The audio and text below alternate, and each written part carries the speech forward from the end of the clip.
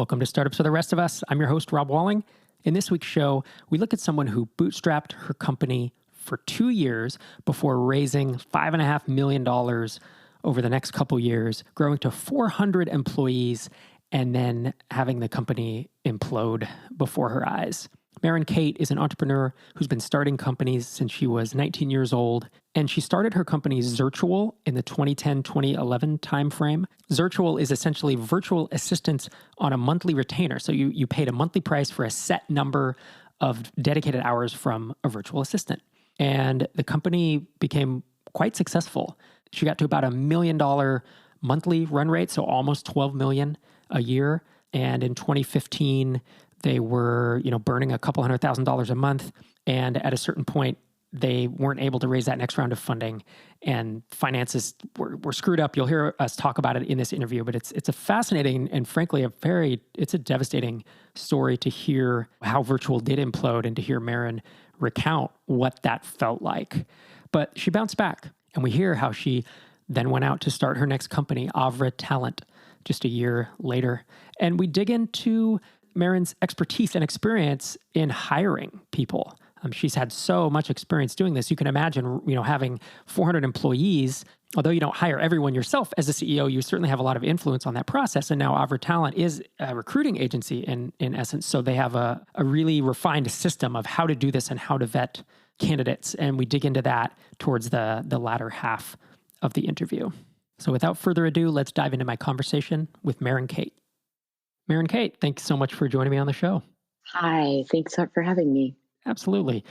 So folks have heard in the intro about, this amazing growth story of Zirtual, but I want to go back to when you decided to raise money, because you bootstrapped Zirtual for 2 years and then made the choice to raise money. A lot of listeners to this podcast, if I were to break it down, I'd say 90% want to bootstrap or self-fund, and there's around 10% in this microconf Startups for the Rest of Us community that do raise funding. And they don't tend to want to go on the VC track, but they do, raise $500,000, $250,000 from angels or from, TinySeed, which is my accelerator.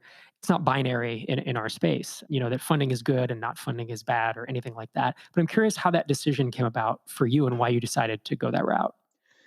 Yeah, I wish I had a more thoughtful answer, but the honest answer is decided to go that route because we were in a place where we were growing. We were profitable, but by a slim margin, just because we were supporting our team. We were, we had bootstrapped from day one. We didn't take on any external funding. I didn't self-fund because I didn't have any money. So every dollar in was all we had. And we were in Silicon Valley in San Francisco, me and my co-founders, Colin and Eric. And especially at the time, I think it was the end of 2012, it was just a really frothy time. Everyone that we knew raised money. Instead of asking kind of like people would, ask what your business is, you tell them, and instead of saying, what do you do? Or, what blah, blah, blah, they would say, how much have you raised and from who? So it was one of those, it was kind of the ecosystem we were in. And we got really lucky. I got connected to someone who, through a client of Zirtual's, who really liked our culture and kind of the vision behind the company, and pretty quickly offered to lead our Series A. And that happens like once in a million. I didn't realize that because it was my first time fundraising. So I was like, epic. And then that made it, the rest of the deal really easy to close out, because in fundraising, if you have a well-known lead, everybody else will just be like, awesome, sounds good. So the reason we fundraised is because we could. It wasn't super difficult. And at the moment, it seemed like it would solve all our problems, because going from kind of hand to mouth bootstrapping, all of a sudden we have $2 million in the bank. Right. And then you went on to raise a total of $5.5 million over a few years. Did you later regret that, given that venture capital often makes us want to grow faster and makes us burn money because it's there and that's what it's used for. But given how things turned out, did you or do you have regrets, or do you think it was the right call? So it's hard. All of the mistakes that I've made have been incredible learning experiences. They've been incredibly hard learning experiences, but I wouldn't trade the learning I have now for anything. That being said, if I could keep that learning and make better choices, obviously I would, but that's not how the world works. I'd say if I was, and I have done this, I've talked to people that are starting similar businesses and they always want to know about raising money. And what I've said is, we were not a venture backable business. We got venture backing, which happens often, but we were a services business. We had no technology component. Even over the 3.5 years after raising money, we built very little technology. We grew really fast because part of the raising money, and we had a really awesome product, and we had pretty good word of mouth. And if we had not raised money, we would have had to really restrict that growth. In the short term, that would have been quote unquote hard, but in the long term, it would have made for a much more sustainable company. And what happened, now Zirtual is still around. It's run by startups.com. They kind of bought the assets and restarted it. It's doing well. And I think they rebirthed it in the way that we originally did with, hey, we're going to make this profitable. We're going to make this, focused on a service to the customer. And for that type of business, I think that is the right way to go. If you're building new technology, if you have to raise money because that's the only way it's going to get built, that makes total sense. But if you have a services business and people are paying you money for it, often you don't need to raise money. It seems nice in the short term, but it has a lot of long-term ramifications that people who are raising money for the first time often don't realize. And you grew from essentially 0 employees to 400 in the matter of, a span of 3 or 4 years, depending on how you count. What was that like being, because you were pretty young at the time, right? Were you like early to mid 20s? Yeah, I was super young and I was very green. What was that like, basically having a company with that many employees at that age? It felt exciting in vanity metric terms, but it was exhausting. It was super overwhelming being the CEO of a fast growing company when you don't have the experience. And also I think also just emotional maturity. So I would say it was both really fun and gratifying and an awesome experience in some ways, and it was very overwhelming in other ways. Yeah. Could you talk about, was there a time you can think of where you were overwhelmed as it was growing? Yeah, I mean, so it goes back to imposter syndrome. So we didn't grow up in a family that had a lot of money, didn't go to a fancy school, wasn't raised around businessmen where I learned all these things. So when I came to San Francisco, and especially as we raised money and started growing and started getting a lot of press and kind of tech darling status, I felt like a giant imposter. I say I have a blue collar chip on my shoulder that has lessened over the years, but at that time when I was 25 was very intact. And so instead of asking for help and being vulnerable and open and saying, hey, what's going on here? I felt like I had to figure everything out on my own.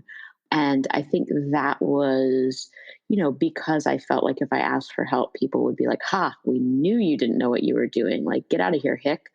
But that actually made for a very lonely experience where, as a 25-year-old who didn't have a lot of practical real world experience, I made a bunch of mistakes. And so many of the mistakes, when I look back, were things that now, more seasoned, I'm like, oh, that's not reinventing the wheel. There's solutions for that.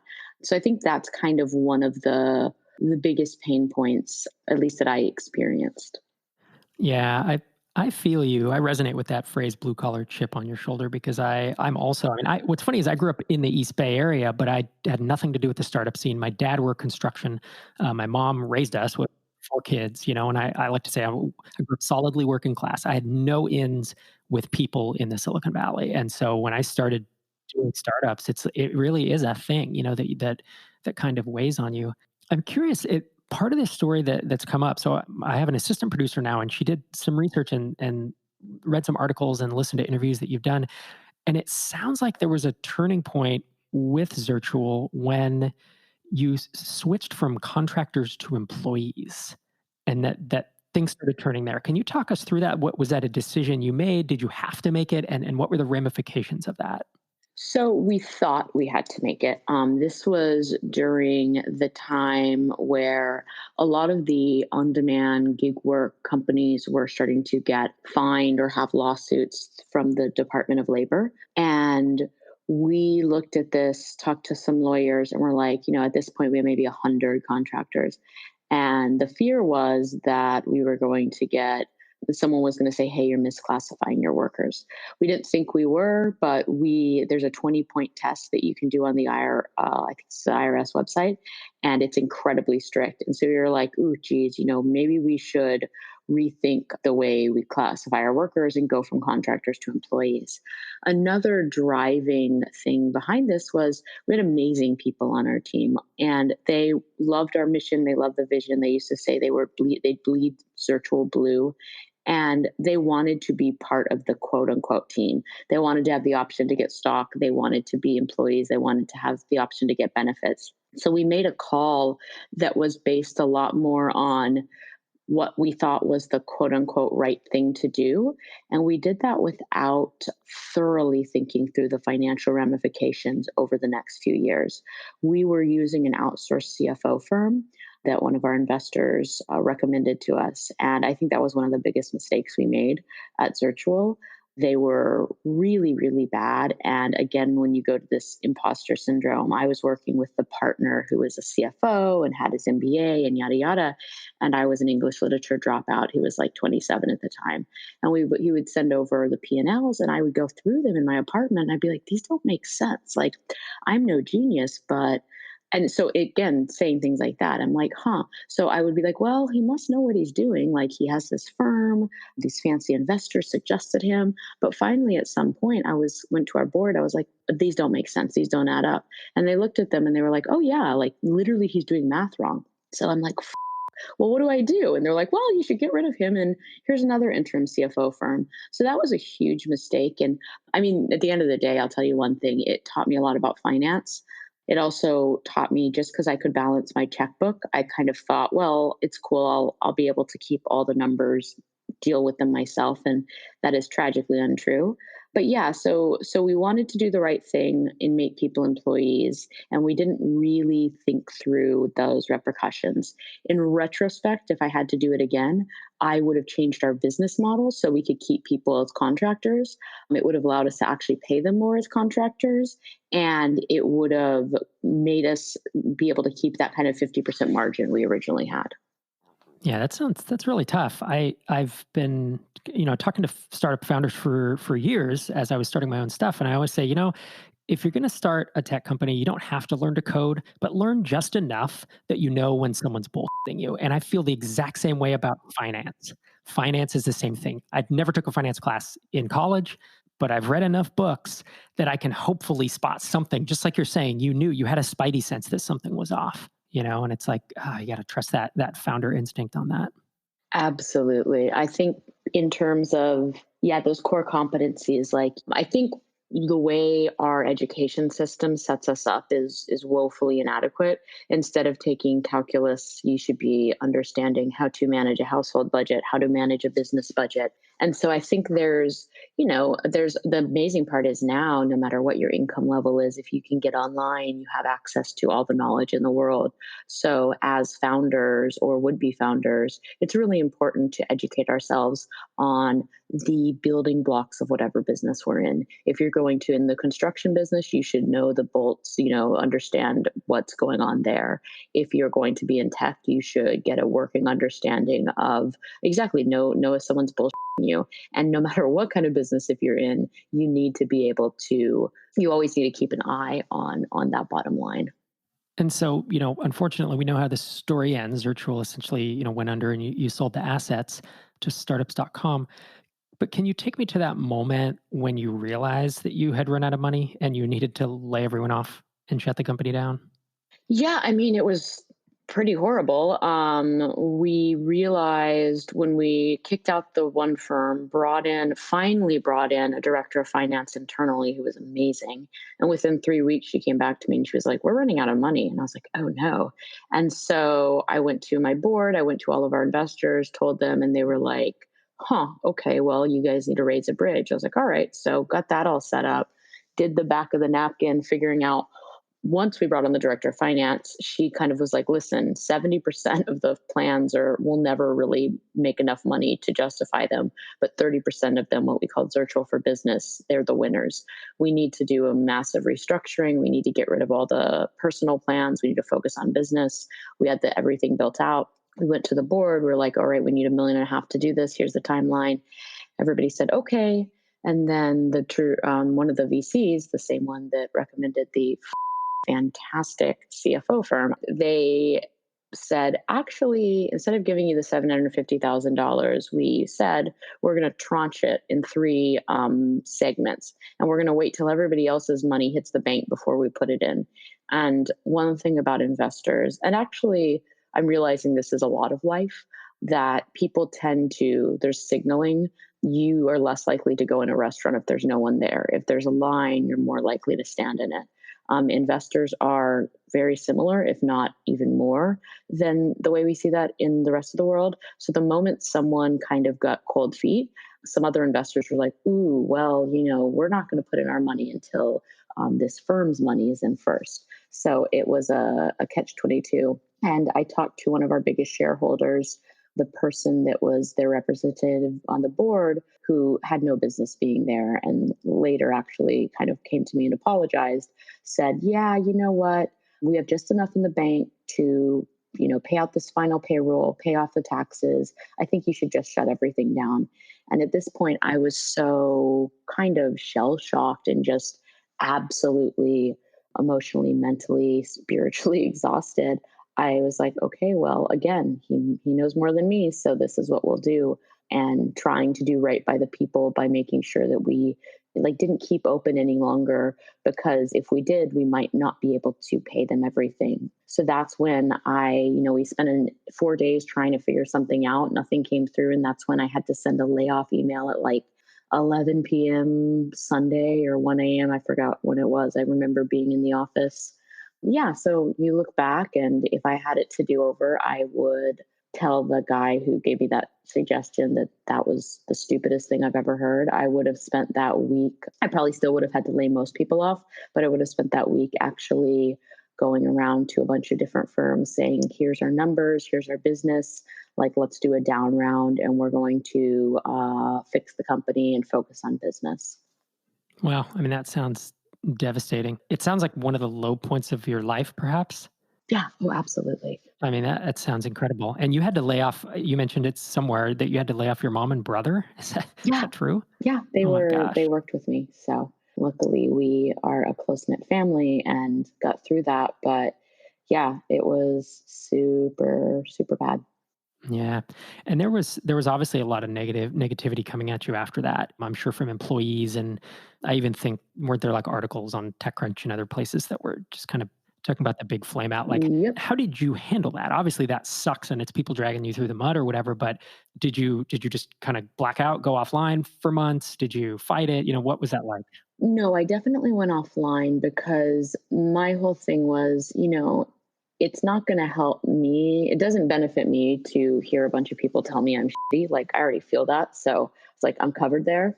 And I think honestly, probably it was just self preservation kicked in. So I went offline for several months after we laid everybody off. Me and my co-founders and my brother, who wasn't getting paid, and a few other awesome OGs from the company, spent the next few months trying to make the transference to startups.com as simple as possible. So we kept working, cleaning things up, doing the best we could.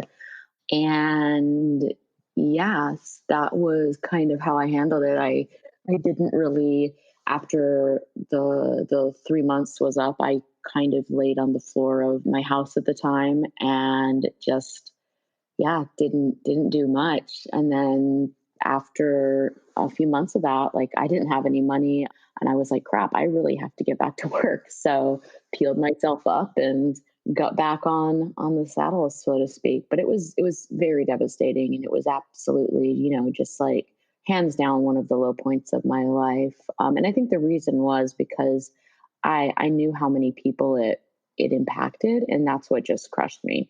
Like the investors, like everybody else, even but like the people that we were such a tight knit group, and the people that were part of Zirtual were like an extension of our family. That was like the hardest part.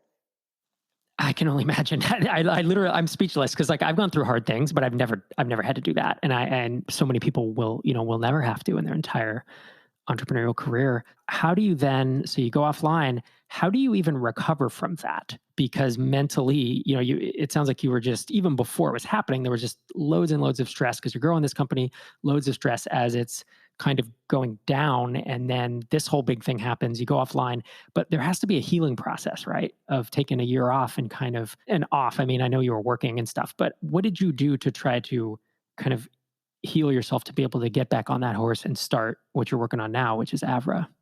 So I did kind of a deep dive. I started reading a lot, which is kind of how I approach most things, and figuring out. I knew that this was either going to break me or I was going to figure out a way through it.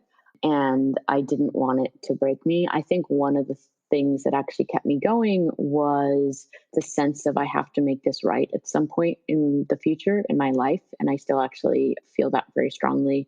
So I was, there were definitely times where I would be in the shower and I was just like, damn, like I could just slit my wrists and then not have to deal with this anymore.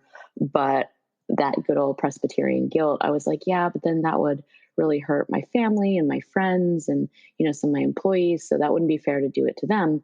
So let's try to get through this. Let's try to figure out a way to make this up to people at some point.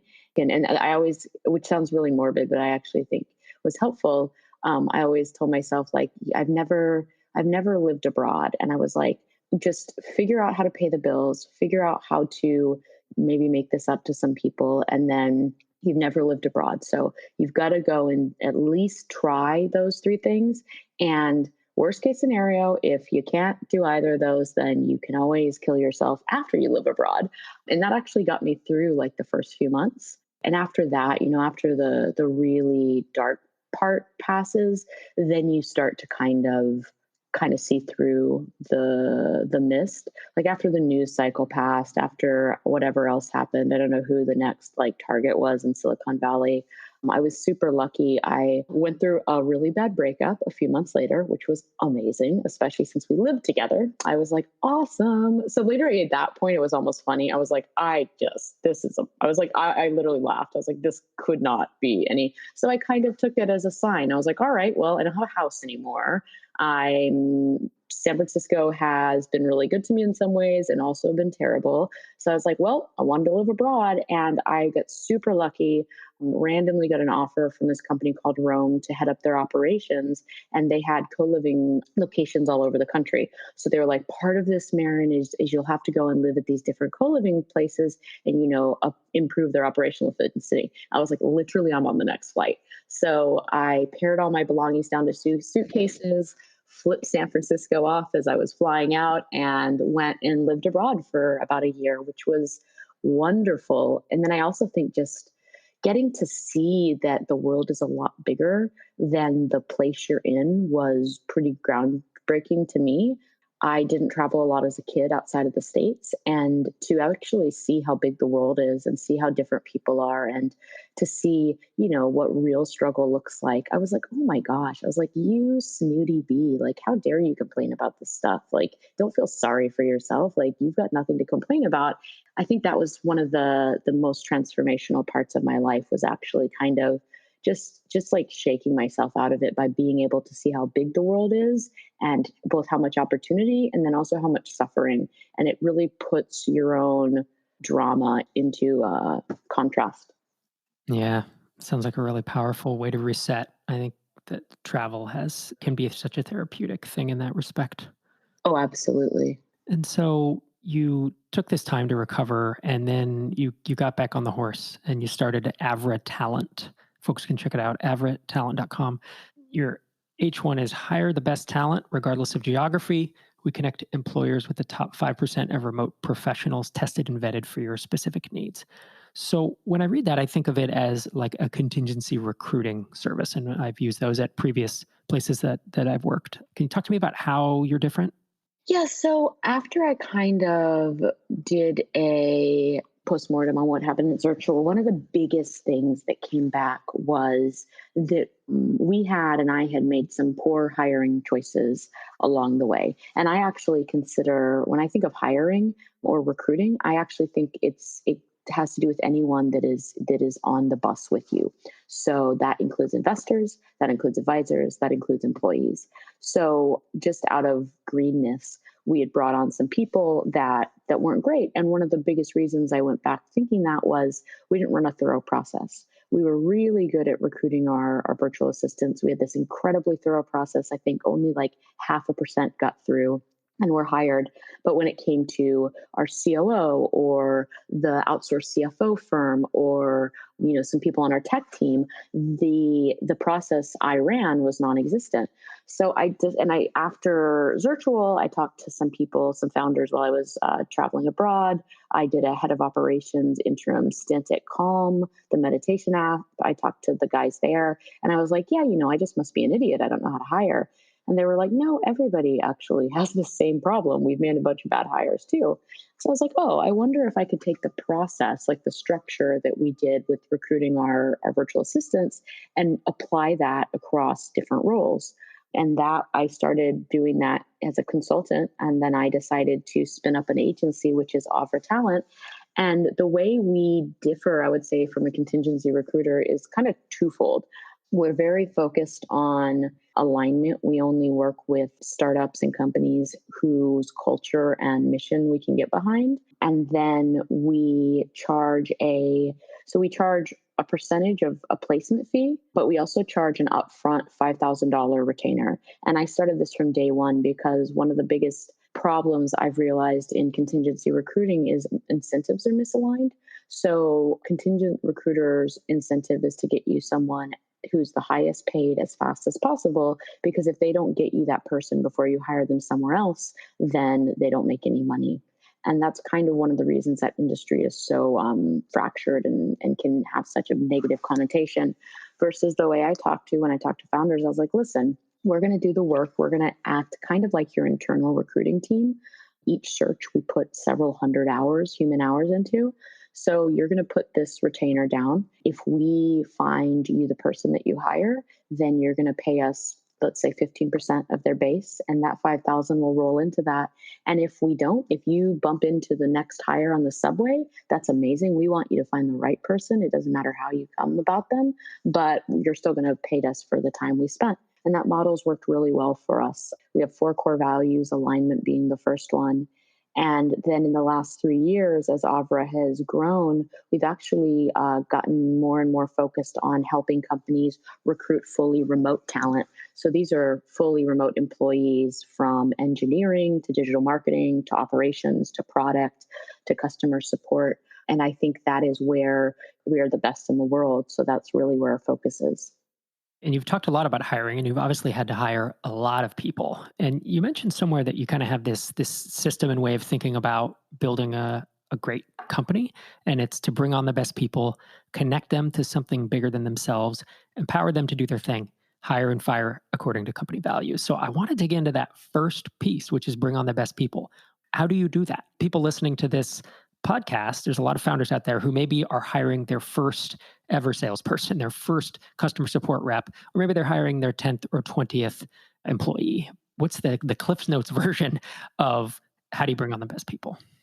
So this is one of the reasons that I love remote recruiting so much, because if you're trying to bring on the best person in, say, San Francisco, you are competing with some of the best funded, highest paying companies in the world. So you're kind of fighting a war versus if you are hiring in Boise, it's a little bit easier, but maybe there's not as much talent that you're looking for, maybe with specific skills. I'm talking about obviously technology companies and startups. So with remote recruiting, and this goes with anything. You can run this whether you're hiring in office in San Francisco or remote. But at the end of the day, you just have to think of it the exact same way you think of a sales funnel. You need to get enough at the top of the funnel, and then you need to filter them effectively through several steps to get down to the 5 to 7 candidates who really matter, who then you run through, a more detailed process, which would include test projects, references, cultural interviews, yada, yada. But my favorite way of hiring is casting a really, really wide net and then setting up 5 to 7 steps in that funnel so that the best people can shine through. So an example would be at a new startup I'm spinning out. I've been recruiting for a founding product person and a founding growth person. And I would say at the top of the funnel, we've probably gotten 5 to 600 applicants on both sides. And then we've set different tests, so to speak, at different parts of the funnel. And these cover the core values that we hold important. They cover the skills, both soft and hard skills that are important for this role. And as people go through different stages and the funnel gets smaller and smaller, the best people start to really shine through. Can you give an example of like one or two of those stages? Is it like video, recording 90-second video of yourself or taking an exam or something? So the way I like to think about it is just thinking what hiring normally is and then doing the exact opposite. So most companies approach hiring, they post a role and people submit their resume.